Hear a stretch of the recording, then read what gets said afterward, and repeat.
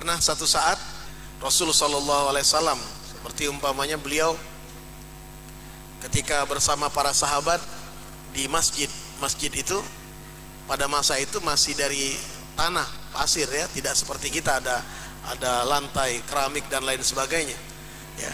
Dan orang Badui, orang Arab gunung menganggapnya ini sama seperti tempat yang lain, tempat biasa.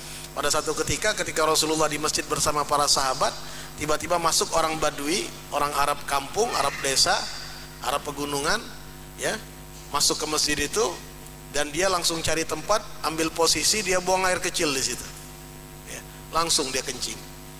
Para sahabat yang melihat fenomena itu langsung mereka marah ya, ingin menghardik, ingin memarahi dan mengambil tindakan terhadap orang Badui ini.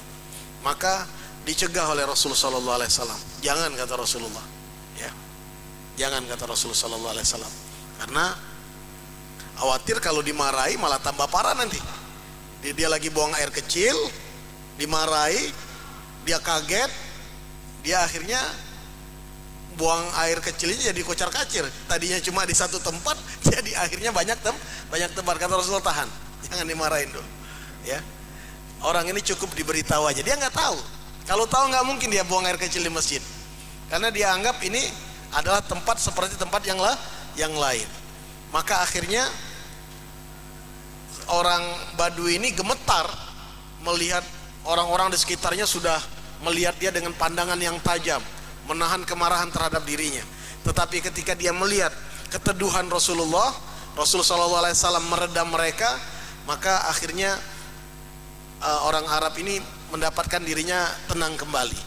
Dan Rasulullah SAW berikan pesan kepada dia, wahai saudaraku, kata Rasulullah, tempat ini adalah masjid ya, tidak selayaknya engkau buang air kecil di sini ya. Maka orang Badui ini kemudian merasa tenang, dia diingatkan oleh Rasulullah SAW.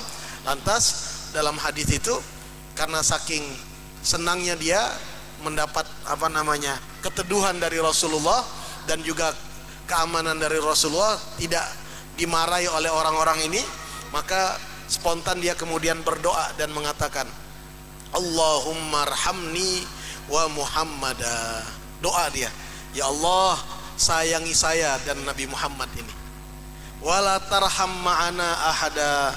Jangan sayangi yang lain ya Allah, karena yang lain marah-marah semua, dia bilang begitu. Rasulullah senyum ketika mendengar doa ini, seraya mengatakan, jangan batasi kalau doa. Udah, kalau doa doain semua, dia bilang begitu ya. Artinya bagaimana orang-orang yang kasar, orang-orang yang kaku, orang-orang Badui itu kan orang-orang yang dengan sikap mereka yang jauh dari kota, jauh dari peradaban, kadang-kadang mereka melakukan semaunya mereka.